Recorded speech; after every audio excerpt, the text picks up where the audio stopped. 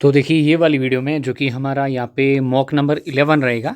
यहाँ पे अगेन हम characteristics of sewage and sewerage system के फर्दर यहाँ पे एमसीक्यूज देखेंगे। नाउ इस वाले सेशन में आपको 25 एमसीक्यूज मिलेंगे एंड ये रहा हमारा क्वेश्चन नंबर 1। यहाँ पे अगेन आई होप कि आप अच्छे से रिवीजन करके आओगे एंड जो हमारा सेशन नंबर 10 था वो आपने अच्छे से अटैम्प्ट किया होगा एंड आपके जो डाउट्स वगैरह हैं वो क्लियर हो रहे होंगे एंड साथ ही में जो एडिशनल चीज़ें यहाँ से मैं आपको बोल रहा हूँ वो आप अपने नोट्स में ऐड करते जा रहे होंगे। नाउ ध्यान दीजिएगा, क्वेश्चन पढ़िए एंड खुद से यहाँ पे आंसर करने की कोशिश करिए। नाउ ध्यान दीजिए, which statement is not correct. यहाँ पे पूछ रहा है पहले ही नॉट, सो इस चीज़ का आपको ध्यान रखना है। With reference to sewerage system of India. Now self cleansing velocity is 1 to 1.2 metre per second. अच्छा, फिर circular system is most suitable for separate sewerage system. Velocity of flow depends on length of the sewer. So ध्यान दीजिएगा, अगर आप देखोगे self cleansing velocity 1 to 1.2 metre per second, so हम मान सकते हैं, इतना तो हम मान सकते हैं, क्लियर, बट इससे ज़्यादा भी नहीं। सो इतना तो हम 1.2 तक तो हम मान सकते हैं, क्लियर। नाउ उसके बाद circular system is most suitable for separate sewerage system.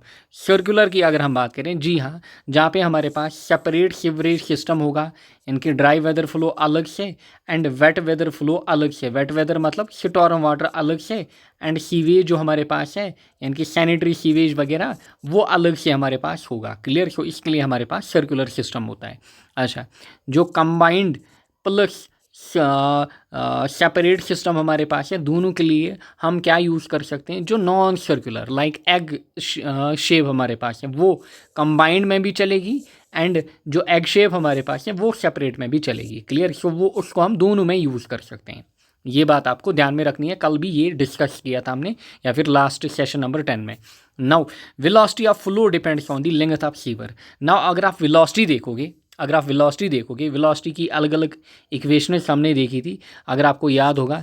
चेज़ीज equation मैंने आपको बोली थी, फिर मैनिंगर्स इक्वेशन। अच्छा, साथ ही में हमारे पास विलियम हेजन इक्वेशन एंड एक और इसका खाली आप नाम यहाँ पे याद रखोगे, दैट इज़ बेजन्स इक्वेशन, क्लियर। बस आपको नाम इसका याद रखना है। नाउ यहाँ पे हमने देखा था v is equal C under root R S naught, या फिर इसी को हम बोलते हैं सी अंडर रूट सी। यहाँ पे एम आई भी हम इसको लिख सकते हैं। वायर एम जो हमारे पास है that is equal to R, यानी कि हाइड्रोलिक रेडियस, जो आपको कल भी बोला था, that is A by P, area by perimeter. And I यहाँ पे जो होता है हमारे पास, it is basically hydraulic gradient, यहाँ पे एच बाई एल, एंड यहाँ पे जो एस हमारे पास है it is slope. Now Manning की अगर हम बात करें, वी हमारे पास होता है 1/n। अच्छा, फिर v/n r raise power 2/3 S naught 1/2। अच्छा, अगर कभी आपसे पूछे डिस्चार्ज हमारे पास क्या होता है, that is area into velocity. So अगर आप इसको डिस्चार्ज की फॉर्म में लिखोगे, you can write it as 1/n v into R raise power 2/3 S naught 1/2। ऐसा भी आप लिख सकते हो या फिर ऐसा भी दे सकता है, क्योंकि डिस्चार्ज जो हमारे पास होता है that is area into velocity. Discharge हमारे पास जो कंटिन्यूटी इक्वेशन आपने क्लास 11th में पढ़ी है, A1V1 अगर आपको याद होगा, A1V1 is equal to A2V2। अच्छा, बट दैट इज़ बेसिकली हमारे पास कंटिन्यू, मतलब वो हमारे पास फ्लूइड मैकेनिक्स का टॉपिक रहता है। नाउ विलियम हेल्सन की अगर मैं बात करूँ, यहाँ पे जो हमारे पास इक्वेशन है that is V is equal to 0.85। अच्छा, फिर यहाँ पे हमारे पास कांस्टेंट CH। अच्छा, फिर हमारे पास R, यहाँ पे S एंड R का जो पावर होता है दैट इज़ 0.63 एंड S जो हमारे पास है दैट इज़ स्लोप, इसका पावर हमारे पास 0.54, यानी कि यहाँ पे 63, यहाँ पे 0.54। नाउ अगर आप देखोगे इन इक्वेशंस में, ये हमारे पास वेलोसिटी की अलग अलग इक्वेशंस हैं। क्या आपको कहीं पे लेंथ दिख रही है इनमें? सो जी नहीं, आपको लेंथ नहीं दिखती है। So velocity of flow does not depend upon length of sewer. So velocity किन पैरामीटर्स पे डिपेंड करती है? इन पैरामीटर्स पे, आर पे, एस पे, यहाँ पे। सो इन सब चीज़ों पे डिपेंड करती है वेलोसिटी हमारे पास, क्लियर। सो वेलोसिटी जो है दैट डिपेंड्स अपॉन आर, यहाँ पे hydraulic radius that is A by P, या फिर एन पे डिपेंड कर रही है, यानी कि रफनेस कोफिशिएंट हमारे पास, this is roughness of pipe material, यानी कि कितना रफ मटेरियल हमारे पास है पाइप का। या फिर आप ये कह सकते हो बेसिकली एरिया या फिर परिमीटर, इन सब चीज़ों के ऊपर। या फिर डाया भी, क्योंकि एरिया में क्या इन्वॉल्व होता है, डाया हमारे पास एरिया जो हमारे पास होता है दैट इज़ π/4d²। क्लियर, आप इसको किस में कन्वर्ट कर सकते हो, रेडियस की फॉर्म में भी। अच्छा, जो हमारे पास डाया होता है that is basically 2 times r, सो इसको आप कन्वर्ट कर सकते हो। क्लियर, या फिर जो हमारे पास रेडियस होता है दैट इज़ हमारे पास d/2, सो आप इसको कन्वर्ट कर सकते हो। सो वेलोसिटी पे डिपेंड नहीं करेगा हमारे पास length of sewer. So length of sewer जो है ये लेंथ ऑफ सीवर जो हमारे पास है, वेलोसिटी जो हमारे पास है, सॉरी वेलोसिटी जो हमारे पास है, वेलोसिटी ऑफ सीवेज या फिर फ्लो हमारे पास, वो इसकी लेंथ पे, यानी कि जो सीवर हमारे पास है इसकी लेंथ के ऊपर डिपेंड नहीं करेगा। बट हाँ, इसका डाया कितना है, अच्छा इसके ऊपर डिपेंड करेगा।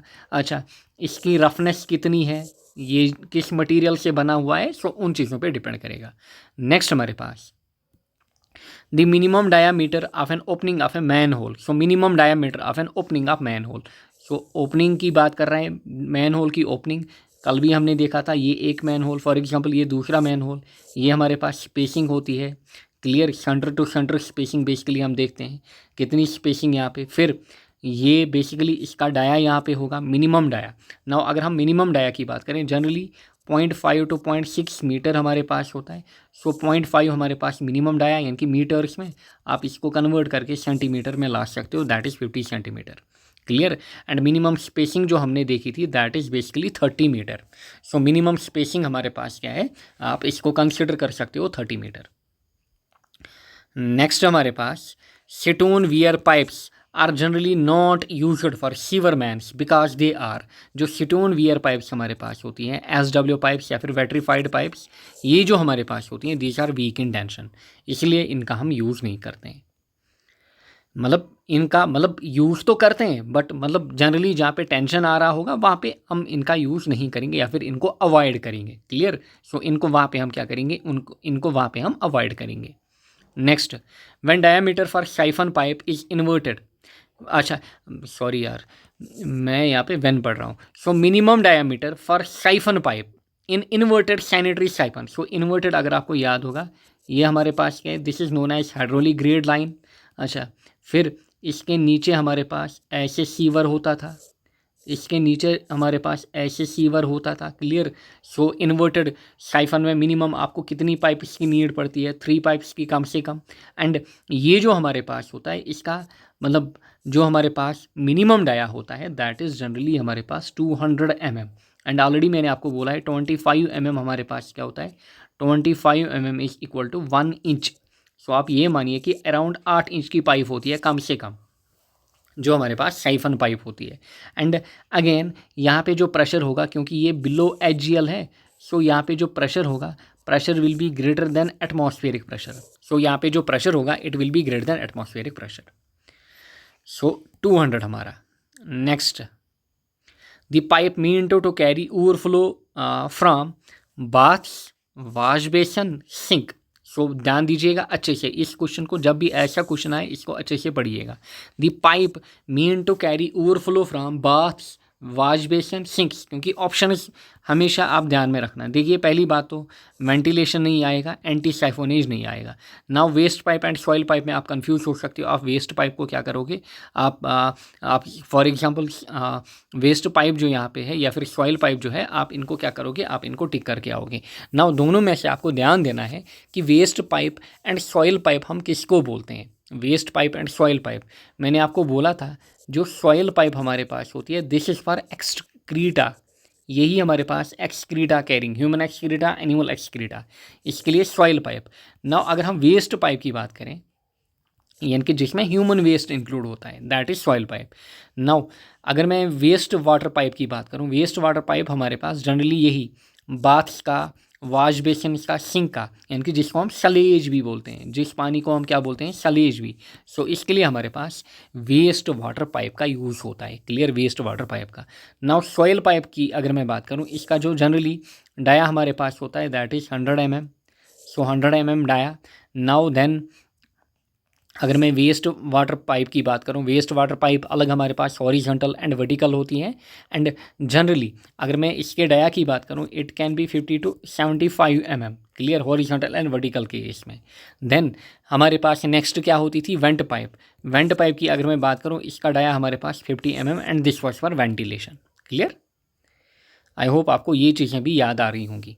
Next, the design discharge for combined sewer system shall be combined sewer system. So combined में क्या होगा, dry weather flow and wet weather flow combinedly होगा, या फिर आप ये बोलोगे सैनिटरी फ्लो प्लस यहाँ पे स्टॉर्म वाटर फ्लो जो होगा ये सब कंबाइन में होगा, यानी कि domestic plus industrial plus storm water combined system में। नाउ कंबाइंड सिस्टम में हमारे पास या फिर सीवर में क्या होता है, यहाँ पे हमारे पास rainfall plus 2 times dry weather flow हम कैरी कर सकते हैं। Clear, rainfall plus 2 times dry weather flow हम क्या कर सकते हैं, कैरी कर सकते हैं। यहाँ पे ध्यान दीजिएगा ड्राई वेदर फ्लो जो होगा वो कम होगा, क्योंकि ध्यान दीजिएगा हमने क्या किया है, हमने एक पाइप ली है, इसमें हमने रेन वाटर भी फॉर एग्जांपल रेन वाटर भी यहाँ पे अलाउ किया है। सो इस पाइप में अब हम ड्राई वेदर फ्लो जो है यानी कि जो हमारा सीवेज है उसको ज़्यादा नहीं ले सकते। सो यहीं पे therefore rainfall plus 2 times dry weather flow हमारा आंसर रहेगा। नाउ अगर सेपरेट सिस्टम की बात मैं करूँ, वहाँ पे आप अलग अलग 2 सीवर्स लेते हो। सो एक में आप क्या कैरी करोगे, एक में आप अलग से स्टॉर्म वाटर कैरी करोगे एंड एक में आप क्या करोगे, एक में आप सीवेज कैरी करोगे। सो यहाँ पे बेसिकली जो सीवेज है वो आप क्या लोगे, 6 टाइम्स यहाँ पे आप ले सकते हो। क्लियर, यहाँ पे आप 6 टाइम्स लेते हो डिज़ाइन डिस्चार्ज। क्लियर, यानी कि यहाँ पे 6 टाइम्स एंड साथ ही में रेनफॉल, इनकी यहाँ पे हम ज़्यादा लेंगे। किसमें, सेपरेट में। समझ में आया होगा। सो सेपरेट में हम क्या करेंगे, सेपरेट में हम ज़्यादा लेंगे। क्लियर, एंड जनरली जो हमारे पास कंबाइंड यूज़ होता है, कंबाइंड कहाँ पे हमारे पास यूज़ होता है, जनरली जहाँ पे हमारे पास नैरो पैसेजेस होती हैं या फिर नैरो चीज़ें होती हैं। क्लियर, या फिर नैरो टेरेन हमारे पास होगा। एंड सेपरेट कहाँ पे, सेपरेट जहाँ पे हमारे पास रॉकी टेरेन होता है। Next, following is not a section for design of sewer system. So इनमें से कौन सा हमारे पास सेक्शन नहीं है, semi circular, elliptical, horseshoe, circular. ध्यान दीजिएगा। सो हमने जो सेक्शंस देखे थे, पहली बात तो हमने सर्कुलर देखा था। क्लियर, सर्कुलर के बाद हमने नॉन सर्कुलर देखा था। नॉन सर्कुलर में अलग अलग हमने देखे एंड मोटा मोटा 4-5 हमारे पास ज़्यादा इंपॉर्टेंट होते हैं। लाइक हमारे पास एग या फिर एवॉइड सेक्शन, फिर इसी में न्यू एवॉइड, फिर हमने क्या देखा था, हॉर्स शू शेपर्ड। क्लियर, जो कि ट्रंक एंड आउटफॉल सीवर्स के लिए यानी कि हैवी डिस्चार्ज के लिए। अच्छा, फिर हमने क्या देखा था, सेमी सर्कुलर, सेमी सर्कुलर, साथ ही में सेमी इलिप्टिकल, सेमी इलिप्टिकल, फिर पैराबोलिक, ये सब हमने देखे थे। सो इलिप्टिकल नहीं होता है, सेमी इलिप्टिकल होता है। सो देखिए कैसे यहाँ पे कंफ्यूज किया है। सो सेमी इलिप्टिकल हमारे पास होता है, semi circular, semi elliptical, elliptical नहीं होता है। सो ऑप्शन बी यहाँ पे हमारा सेक्शन नहीं होता है। सेमी सर्कुलर होता है, हॉर्स शू होता है, सर्कुलर होता है एंड हमारे पास सेमी इलिप्टिकल होता है, इलिप्टिकल नहीं। नेक्स्ट यहाँ पे पढ़िए question, consider the following statement. A, avoid building up to sewer gas. फिर ensure atmospheric pressure in the waste water surface, ensure the safety of sewer maintenance people, फिर provide oxidation. So ये statements पढ़ के तो आपको समझ में आया होगा ये किसकी बात कर रहा है, ये वेंटिलेशन की बात कर रहा है। ये यहाँ पे बेसिकली वेंटिलेशन की बात कर रहा है। So provide oxidation facility to sewage, which of these statements correctly suggest why ventilation of sewer lines is necessary। So ventilation हमारे पास क्यों नेसेसरी होता है। एंड जनरली मैंने आपको बोला जो सीवर्स हमारे पास होते हैं, वी नेवर डिज़ाइन सीवर्स कि वो फुल यहाँ पे क्या करें, फ्लो करें।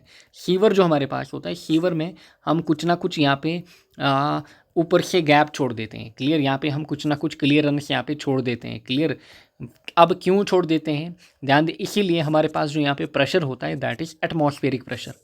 क्लियर, याद रखिएगा हमारे पास जो प्रेशर यहाँ पे लग रहा होगा, जो प्रेशर यहाँ पे लग रहा होगा अंदर सिस्टम के अंदर, सीवर के अंदर, that is atmospheric pressure. Clear, atmospheric pressure यहाँ पे हमारा लग रहा होगा। क्यों, क्योंकि सीवर हमारा फुल वे में फ्लो नहीं कर रहा है।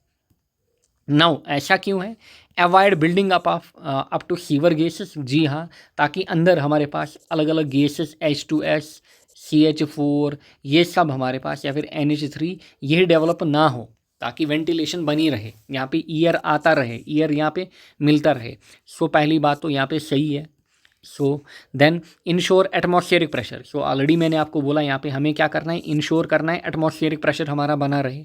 फिर ensure the safety of sewer maintenance people, कल को हमारे पास जो लार्ज सीवर्स होते हैं उनको क्लीनिंग करने के लिए क्या होता है, यहाँ पे जो बंदे हैं वो इंटर कर जाते हैं। एंड मैक्सिमम डाया जो हमारे पास होता है वो 3 मीटर का भी होता है, 3 मीटर इंटू 3.128 या फिर 3.128, यानी कि ऑलमोस्ट हमारे 10 फीट के भी सीवर होते हैं डाया जिनका 10 फीट होता है। सो एक कमरा हमारे पास जितना होता है उतने हमारे पास सीवर होते हैं। सो कल उनमें क्या जो होंगे हमारे पास बंदे होंगे, वर्कमैन होंगे, वो इनमें चले जाएंगे। अब अगर वो यहाँ पे चले गए एंड अगर यहाँ पे डेंजरस गैसेस होंगे सो ये मर सकते हैं। क्लियर। सो इसीलिए क्या किया जाता है, वेंटिलेशन दी जाती है। क्लियर, यहाँ पे वेंटिलेशन दी जाती है। अच्छा फिर सो ये स्टेटमेंट भी सही है। फिर provide oxidation facility to sewage. अच्छा ध्यान दीजिएगा, क्या यहाँ पे हम ऑक्सीडेशन कराएंगे? जी नहीं, ऑक्सीडेशन हमें करानी है सीवेज की, ऑर्गेनिक मैटर की। कब? बट सीवेज ट्रीटमेंट प्लांट में। क्लियर, सीवेज ट्रीटमेंट प्लांट में। सो ध्यान दीजिएगा, sewage treatment plant, house sewer, या फिर हमारे पास ये हमारा हाउस या इंडस्ट्री, यहाँ से हाउस सीवर, फिर लेटरल सीवर, फिर ब्रांच सीवर, फिर हमारे पास मेन सीवर, फिर आउटफॉल सीवर, एंड ये कनेक्ट रहेगा किसके साथ? सीवेज ट्रीटमेंट प्लांट के साथ। क्लियर। फिर यहाँ से अलग अलग प्रोसेस हमारे पास होगी, screening, primary treatment, secondary treatment है, वो सब हमारे पास। क्लियर। वहाँ पे ऑक्सीडेशन होगी। क्लियर। यहाँ पे तो हमें ऑक्सीडेशन नहीं करनी है, यहाँ से हमें बस सीवर से क्या करना है, यहाँ पे सीवेज कैरी करना है, कहाँ पे लेके जाना है? सीवेज ट्रीटमेंट प्लांट में। सो ये हमारा ऑप्शन नहीं रहेगा। Clear. So A B C are correct. So only A B and C are correct here. Next, the velocity of flow of sewage in a combined sewer should not be less than. Now ध्यान दीजिएगा, 0.316 ध्यान दीजिए यहाँ पे मैंने आपको जब sewers बोले, एक तो सैनिटरी सीवर, दूसरा हमारे पास सिटोरम वाटर सीवर। यहाँ पे मैंने आपको बोला कि जो सेल्फ क्लींजिंग वेलोसिटी है that should not be less than 0.6 metre per second. Storm water sewer के लिए it should not be less than 0.75 metre per second. So यहाँ पे क्या बोल रहा है? यहाँ पे बोल रहा है the velocity of flow of sewage in a combined sewer. So यहाँ पे आप ऑन एन एवरेज क्या ले सकते हो? आप यहाँ पे 0.75 के साथ यहाँ पे जा सकते हो इस क्वेश्चन में। क्लियर। सो यहाँ पे आप 0.75 के साथ जा सकते हो ये वाले क्वेश्चन में। Clear. Next, in A small town the most appropriate system of sewerage is. ध्यान दीजिएगा, स्मॉल टाउन की बात कर रहे हैं। सो स्मॉल टाउन के लिए हम किसका यूज़ करते हैं? पार्शली सेपरेट सिस्टम का। क्लियर। पार्शली सेपरेट सिस्टम का हम यूज़ करेंगे, ना ही सेपरेट ना ही combined. Next, a sewer is commonly designed to attain self cleansing velocity. ध्यान दीजिएगा, सेल्फ क्लींजिंग वेलोसिटी मैंने आपको बोला था, जो सीवर हमारे पास होता है, सीवर को हम डिज़ाइन करते हैं किसके लिए? ध्यान दीजिए, सीवर को हम डिज़ाइन करते हैं मिनिमम एंड मैक्सिमम फ्लो के लिए। अच्छा फिर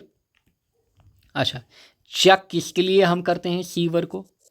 चेक किसके लिए हम करते हैं? ये तो हमने बात की डिज़ाइन की, डिज़ाइन ऑफ सीवर। अब अगर चेक करना होगा, चेक जनरली हम किसके लिए करते हैं? सेल्फ क्लींजिंग वेलोसिटी के लिए। एंड सेल्फ क्लींजिंग वेलोसिटी के लिए हम क्या देखते हैं? Minimum flow. So minimum flow के लिए हम क्या करते हैं?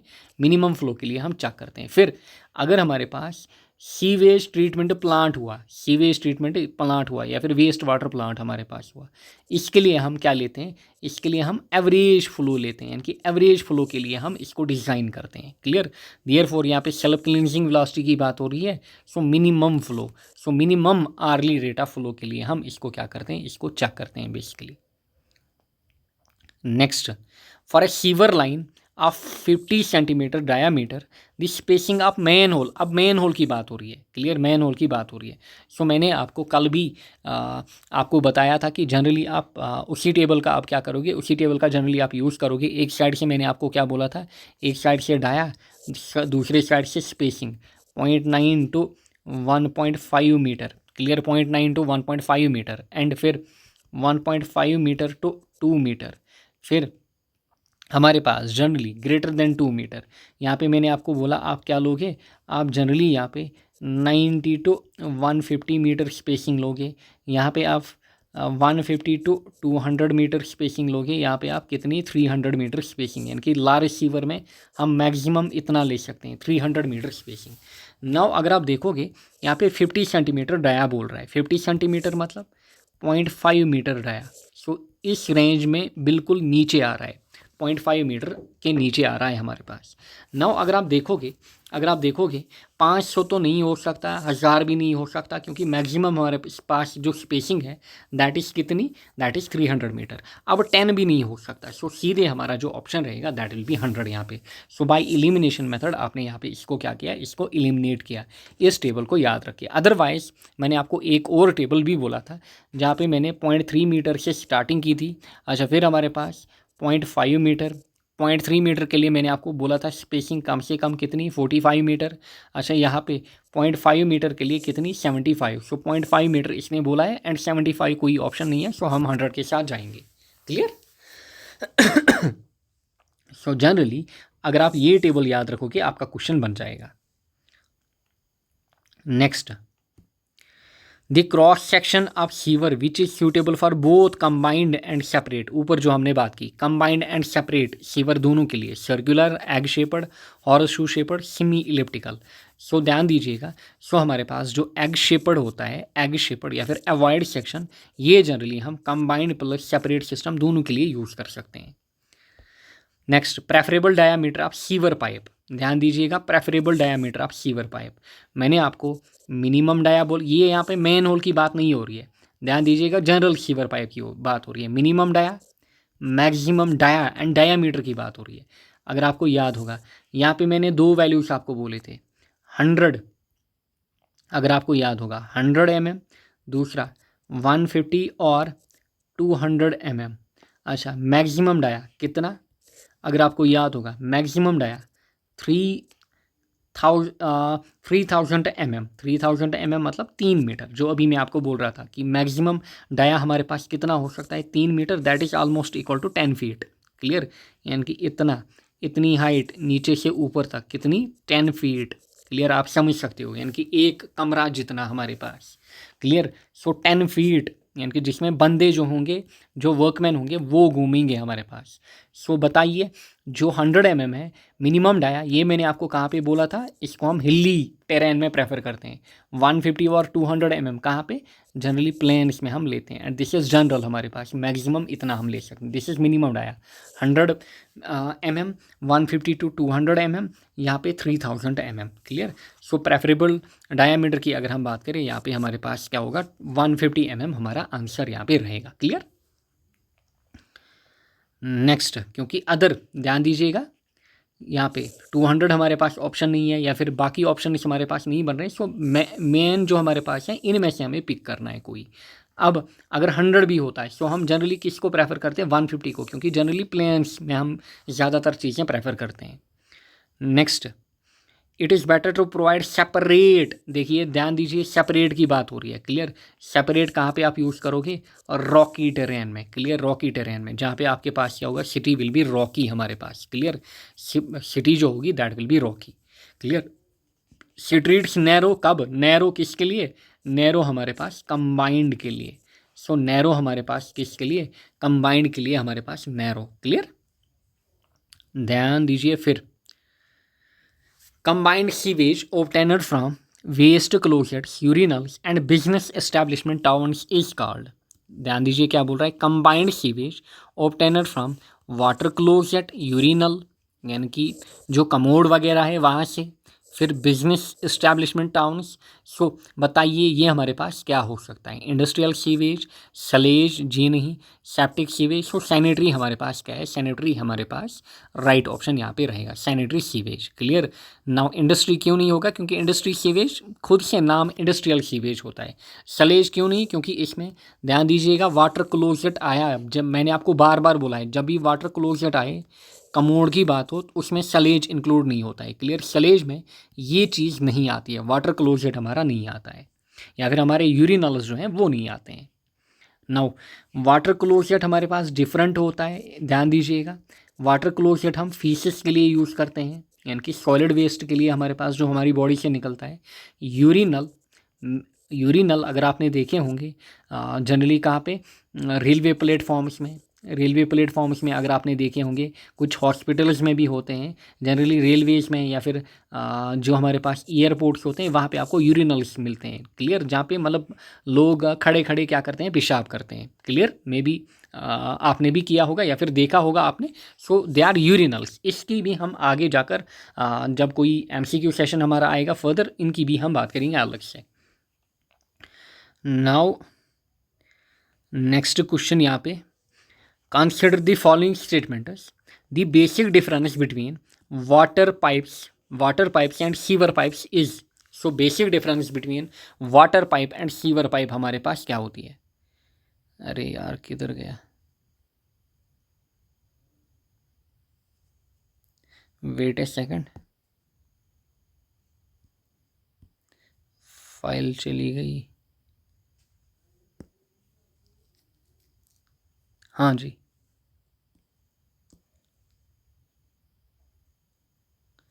अरे ये क्या हो रहा है,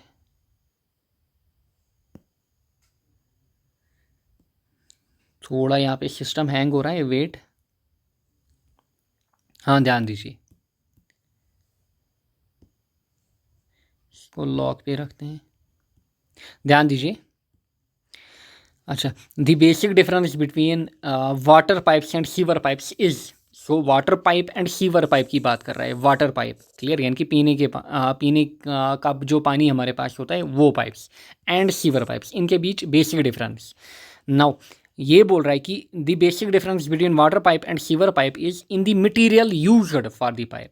ये बोल रहा है कि डिफरेंस वहाँ पे आ रही है। देखिए हमने वाटर पाइप की अगर हम बात करें, वहाँ पे भी हमने बोला स्टील की पाइप्स हमारे पास होती हैं, कास्ट आयरन पाइप्स होती हैं। सो ऑलमोस्ट हमारे पास सेम ही चीज़ें चलती हैं। फिर in the pressure of the liquid flow, जी हाँ प्रेशर में डिफरेंस है। जो वाटर हमारे पास है, वाटर की पाइप जो होगी, and sewer you know that sewer जो है ये हैवी हमारे पास होता है, क्लियर, इसकी स्पेसिफिक ग्रेविटी ज़्यादा होती है, क्लियर। सीवेज की it is slightly greater than 1, जो आपको बोला था 1.002 ऑलमोस्ट हमारे पास 1 से ज़्यादा होती है। सो ये धीरे धीरे वाटर के कंपैरिजन में काफ़ी स्लो चलता है, काफ़ी ज़्यादा slow. Water you know that मतलब 3-3 4-4 मंजिल तक खुद चला जाता है, clear. So in the pressure के कारण, सो प्रेशर एक डिफरेंस है, जी हाँ। इन दी सस्पेंडेड सॉलिड दे कैरी, हाँ जो हमारे पास सीवर होता है, सीवर क्या करता है, इसमें जो फ्लो होता है दैट इज़ थिक, हमारे पास फ्लो काफ़ी थिक होता है। एंड वाटर में क्या होता है, थिन फ्लो, यहाँ पे हार्डली वेस्ट होते हैं, यहाँ पे हमारे सारे वेस्ट ही होते हैं। सो इन दो में यहाँ पे हमारे पास ये दो मेजर डिफरेंस हैं यहाँ पे अमंग दी गिवन ऑप्शन है। So therefore only B and C हमारा यहाँ पे राइट आंसर रहेगा। नेक्स्ट यहाँ पे आइए, to test COD of sewage organic matter is oxidised by KMnO4 in presence of.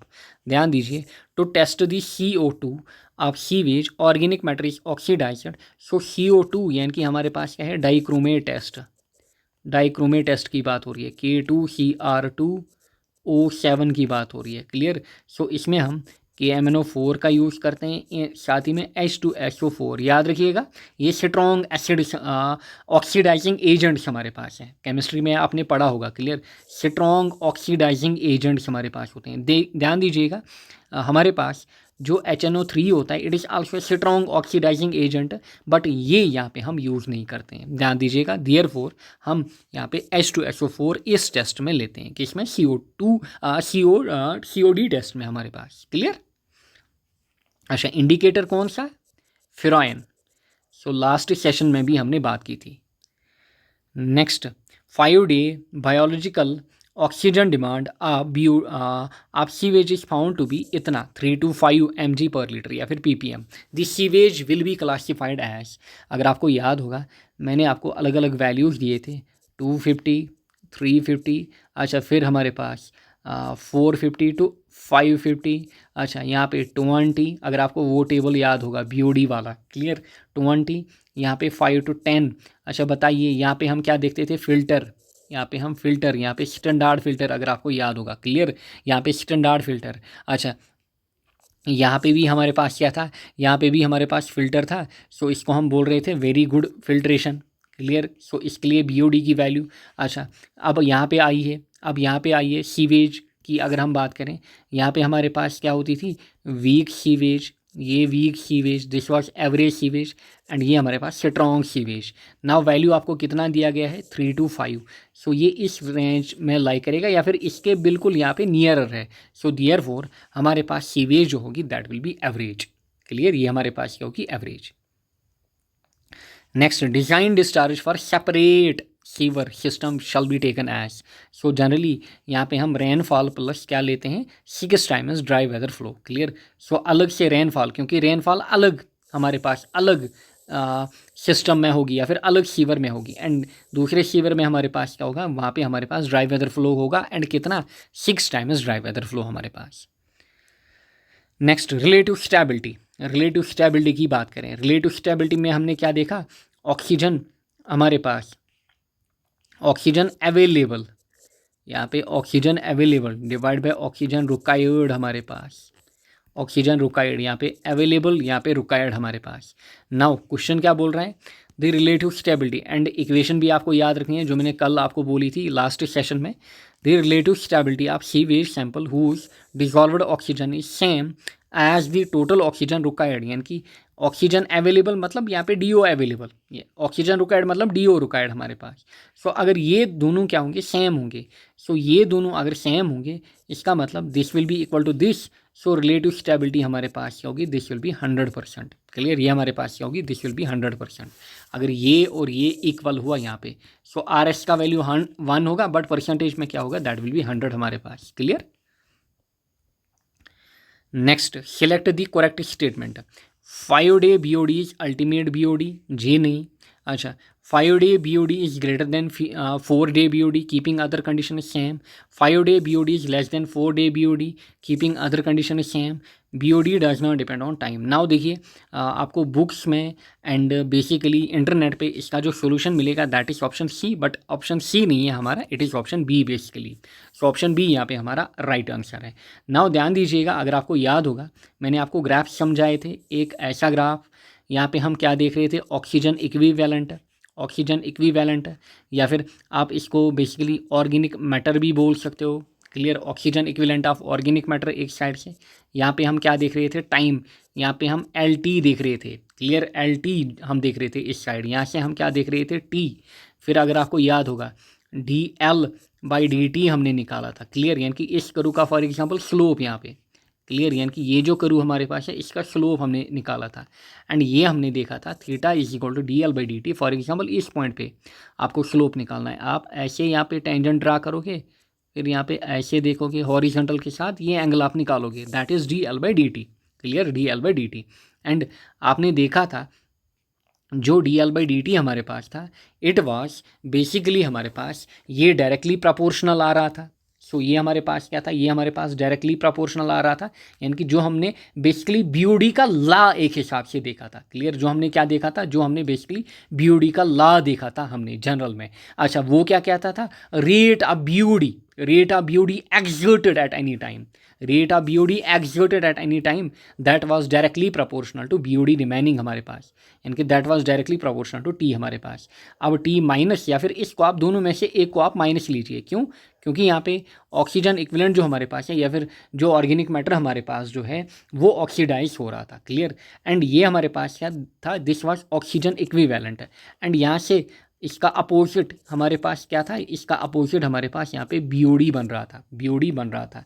And ध्यान दीजिएगा, ये जो BOD हमारे पास बन रहा था, ये जो BOD हमारे पास बन रहा था, इट इज़ हमारे पास BOD एक्सर्टेड, जिसके लिए हमने फिर इक्वेशन निकाली थी। क्लियर, जिसके लिए इक्वेशन निकाली थी हमने। अच्छा, ये जो ऑक्सीजन इक्विवेलेंट होता है इसको हम BOD रिमेनिंग भी बोलते हैं, बट जनरली आप क्या देखते हो, आप BOD एक्सर्टेड वाली चीज़ देखते हो। क्लियर, एंड अगर आपको कोई कहे BOD का ग्राफ हमारे पास ऐसे with time, this is BOD versus time.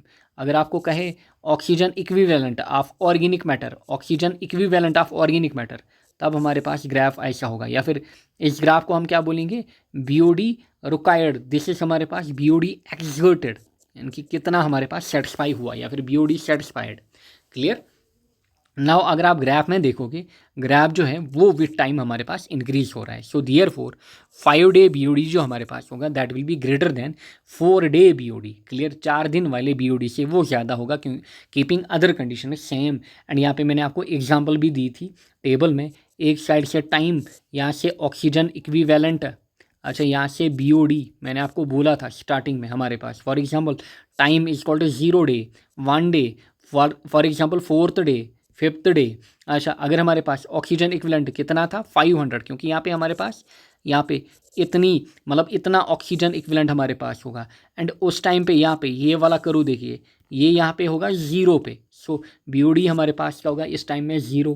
अच्छा, BOD हमारे पास क्या होता है, सिंपली BOD हमारे पास क्या होता है, मतलब कितना ऑक्सीजन हमें रिक्वायर है एट एनी टाइम, या फिर कितना ऑक्सीजन यूज हुआ है एट एनी टाइम हमारे पास सिंपली। सो फिर यहाँ से ये वाला ग्राफ गिरता जाएगा, ये वाला ग्राफ हमारे पास इंक्रीज होता जाएगा।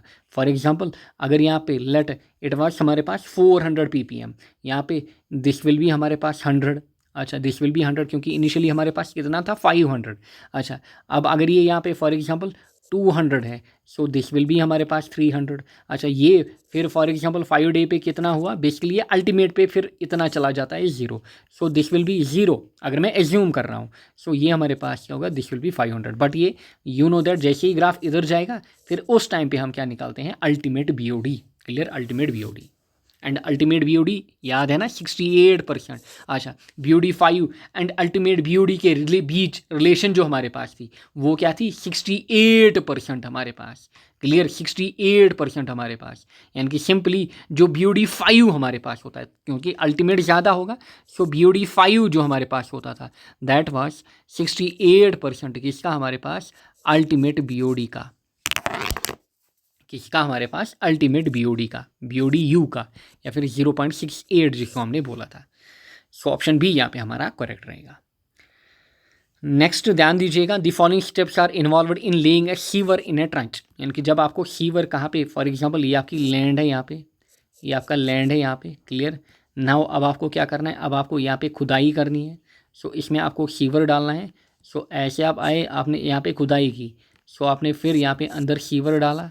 सो ऊपर से आप क्या करोगे, फिर यहाँ पे मिट्टी वगैरह डालोगे फॉर एग्जांपल। सो ध्यान दीजिएगा ये प्रोसेस हमारे पास कैसे होता है, मैंने आपको अलग अलग स्टेप्स भी दिखाए थे, बट यहाँ पे जो क्वेश्चन है it is more related to हमारा एक सब्जेक्ट होता है इंजीनियरिंग में, दैट इज़ सर्वेइंग। सो अगर सर्वेइंग मतलब बंदे को पता होती वो इस क्वेश्चन को ईजिली करेगा। मतलब इस क्वेश्चन में उतना कुछ ज़्यादा खास नहीं है, इसीलिए मतलब आपके लिए मतलब होगा मुश्किल, क्योंकि सर्वेइंग इज़ अनदर सब्जेक्ट हमारे पास, टोटली डिफरेंट सब्जेक्ट। जैसे आपने यहाँ पे 10-15 यूनिट पढ़े, ऐसे सर्वेइंग में भी हमारे पास 10-15 यूनिट्स अलग होते हैं, यानी कि अलग बुक होती है इन शॉर्ट हमारे पास। नाउ ध्यान दीजिएगा, अब सर्वेइंग में क्या होता है इन शॉर्ट, जो हम डेटा निकालते हैं, आप देखते हो कोई भी डिज़ाइन होता है बिल्डिंग का, किसी भी स्ट्रक्चर का, वो जो डिज़ाइन हम निकालते हैं वो हम किसकी हेल्प से निकालते हैं, सर्वेइंग की हेल्प से। अगर हमारे पास सर्वेइंग नहीं होगी तब हम डिज़ाइन डिटेलिंग वगैरह एस्टिमेशन वगैरह वो नहीं कर पाते हैं।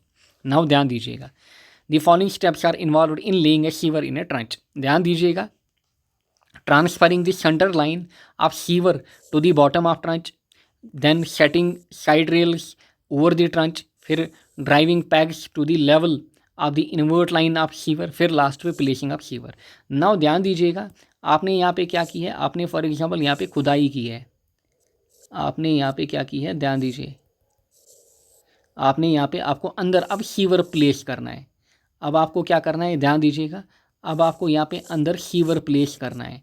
सो यहाँ पे आपने ट्रंच की खुदाई की हुई है, ध्यान दीजिएगा, ध्यान दीजिएगा, आपने यहाँ पे ट्रंच की खुदाई की हुई है। अब आपको अंदर यहाँ पे सीवर डालना है, यानी कि पाइप डालनी है। क्लियर, सीवर डालना है। नाउ आपने ट्रंच की खुदाई वगैरह की। नाउ अब सीवर को ले डाउन करने से पहले आप यहाँ पे क्या करोगे, आप यहाँ पे पहले ही क्या करोगे, सेटिंग साइड रेल। यहाँ पे आप लाओगे क्या, यहाँ पे आप साइड रेल लाओगे, क्या लाओगे, साइड रेल। जो मैंने आपको बोला था हम साइड रेल्स वगैरह का यूज़ करते हैं। सो यहाँ पे आप साइटिंग रेल लाओगे। क्लियर, ताकि उसके बाद क्या करोगे आप बेसिकली फिर यहाँ पे सेंटर लाइन देखोगे कि किस लाइन के अलॉन्ग मुझे प्लेस करना है।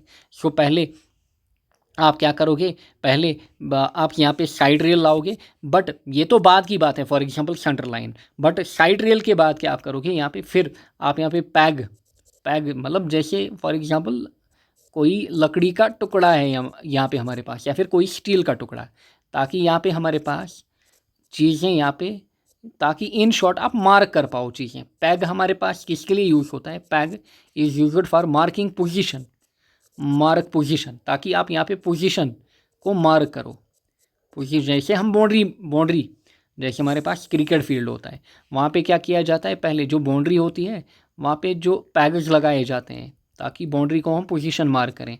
आजकल रोप का यूज़ होता है, सो फिर यहाँ पे रोप वगैरह लगाई जाती है, क्लियर। या फिर जो लोकल ग्राउंड्स वगैरह होते हैं वहाँ पे आप देखते हो फ्लैग्स वगैरह लगाए जाते हैं, नीचे पैग, ऊपर पैग के ऊपर यानी कि कोई लकड़ी का टुकड़ा, इन शॉर्ट आप मानिए।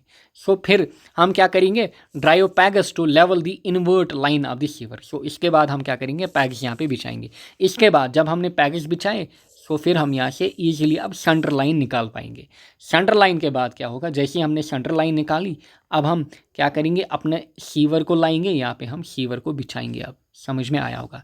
सो देयरफॉर हमारे पास पहले क्या होगा 2 के बाद क्या होगा 3 के बाद 1, फिर हमारे पास 4। सो लास्ट पे placing of sewer. So last पे हमारे पास क्या होगा, प्लेसिंग ऑफ सीवर। सो 2 3 1 4 हमारे पास। Next question here, the maximum flow occurs in egg-shaped sewer when the ratio of flow to vertical diameter is।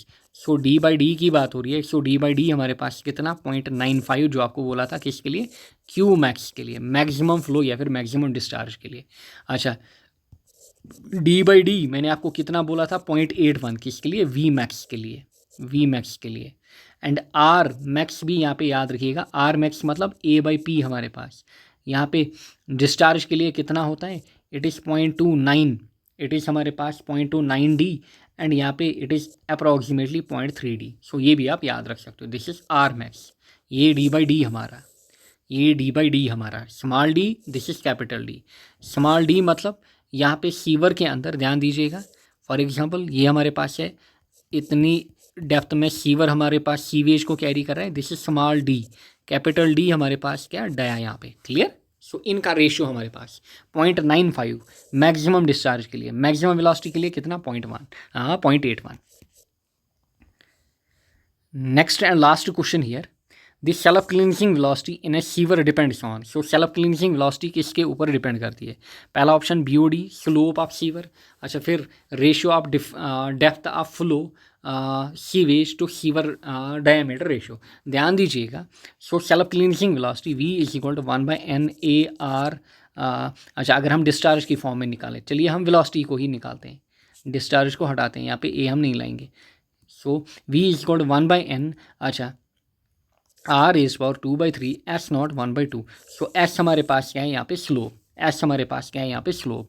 So slope of sewer, फिर हमारे पास ratio of depth of flow of sewage to sewer diameter, यानी कि वही D by D ratio हमारे पास। D by D पे हमने अभी देखा V max, clear. So V यहाँ से वैरी करता है डी बाई डी के ऊपर।